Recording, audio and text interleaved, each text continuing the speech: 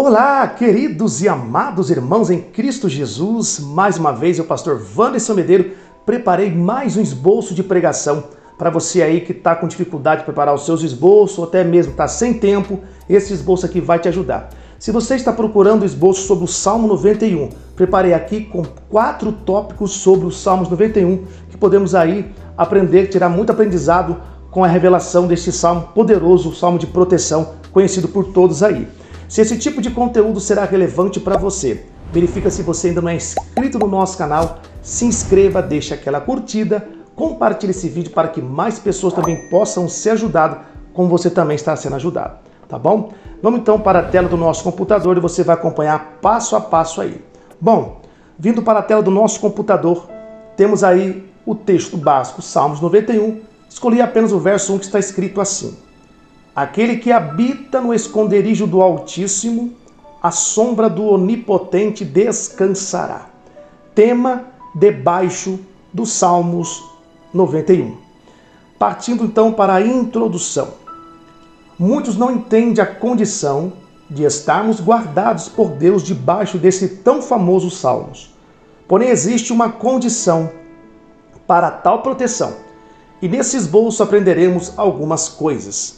Observem bem, antes de a gente preparar qualquer esboço, qualquer ensinamento para ensinar o seu ouvinte, o seu público, precisa orar a Deus, pedir ao Espírito de Deus para que possa dar direção.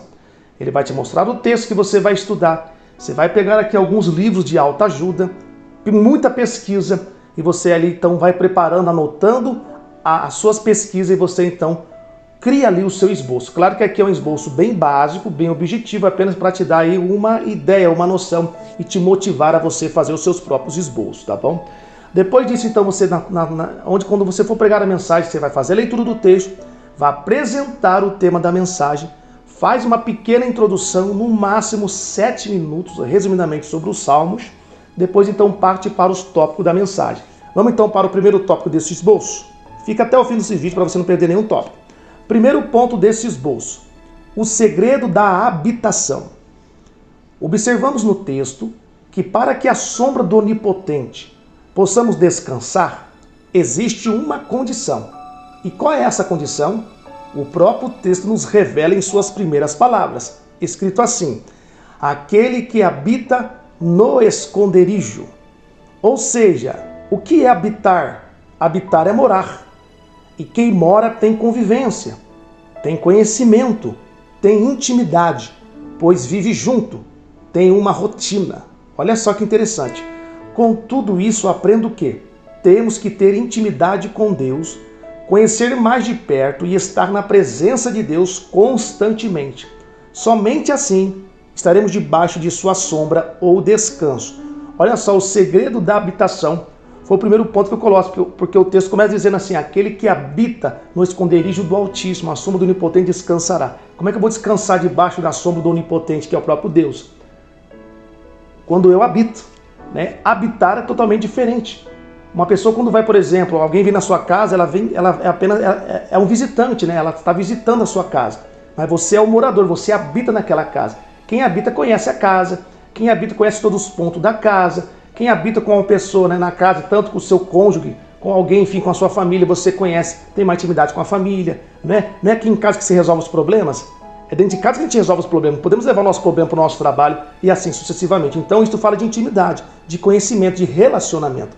Então, só existe uma condição para que possamos estar debaixo dessa proteção, desse esconderijo do Altíssimo, quando nós habitamos em Deus. Em que sentido? Na verdade, é Deus que habita em nós, mas quando eu falo desse habitar, eu falo de convivência, eu falo de intimidade. Você consegue compreender isso? Então, o segredo da habitação é ter essa intimidade com Deus, tá bom? Semelhante a alguém que habita numa casa com a sua família, por assim dizer. Você pode ampliar aqui esse primeiro ponto, tá bom? Vamos partir então, sem mais delonga, para o segundo ponto desse esboço. Ponto 2. O esconderijo de Deus. Observamos que o texto diz: aquele que habita no esconderijo. Ou seja, quem habita convive na presença de Deus. Será escondido por Deus na hora do perigo, na hora do encontro com o inimigo, etc. Ainda que sejamos perseguidos como no passado, porém Deus esconderá nossa alma das mãos do inimigo. Ele não pode tocar em nossa alma, pois estamos escondidos em Jesus Cristo, a rocha eterna, onde Moisés se esconde na fenda da rocha para ver a glória de Deus. Está lá em Êxodo, capítulo 33, versículo 21. Olha só que interessante o ponto 2 aqui, queridos. O esconderijo de Deus, ou seja, aquele que habita no esconderijo, né? Esse esconderijo é o próprio Cristo. Lembra de Moisés, que Moisés queria ver a glória de Deus? Deus falou assim, só com uma condição poderia ver Deus, nem a sua face, porque nenhum homem pode ver a sua face e sobreviver. Deus pediu para Moisés se esconder na fenda da rocha. Sim ou não?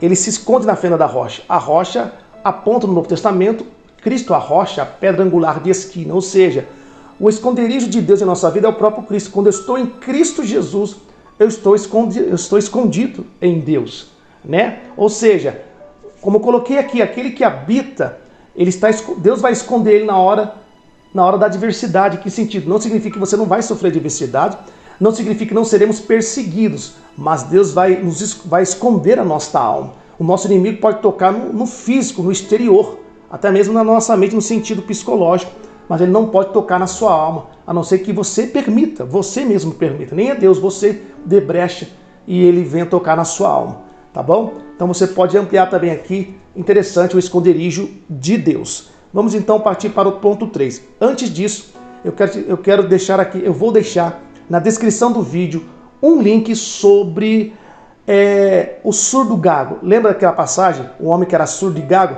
Jesus o curou? Então vou deixar, se você tem interesse por esse vídeo, vou deixar aí na descrição do vídeo o link desse vídeo sobre o surdo gago. Com certeza você vai gostar muito desse esboço. Então vamos lá, sem mais delongas, partir para o terceiro ponto desse esboço. Ponto 3. Cuidado com o laço do passarinheiro.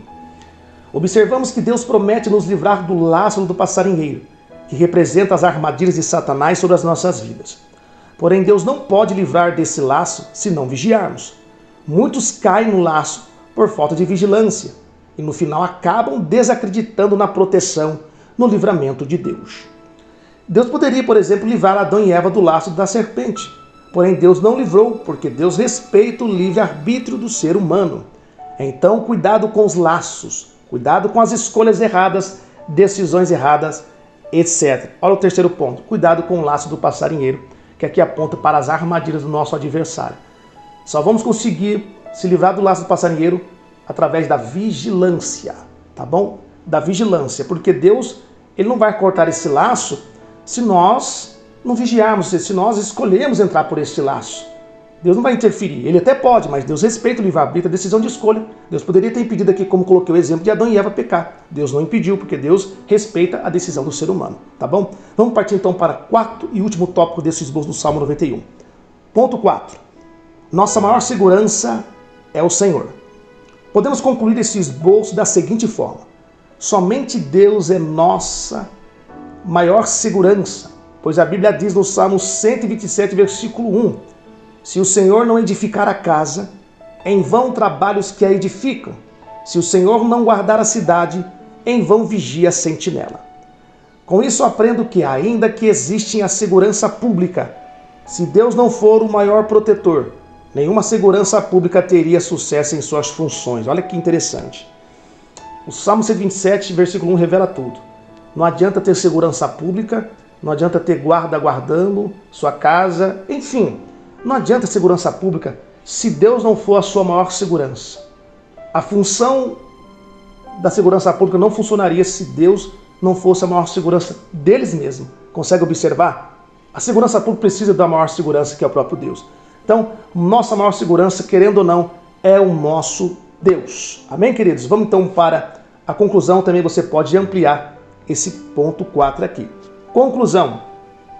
Com esse lindo salmo de proteção, aprendo que vale a pena sermos fiel ao nosso Deus, habitando em sua presença e sermos protegidos por Ele. Amém, queridos? Deus possa abençoar a tua vida, tá? Desde já quero agradecer pelos inscritos do nosso canal, você que tem feito os comentários aí. Muito obrigado, seja bem-vindo em nome do Senhor Jesus. Deus abençoe, até o próximo vídeo, claro, se o nosso Deus permitir. Um forte abraço, até o próximo esboço bíblico.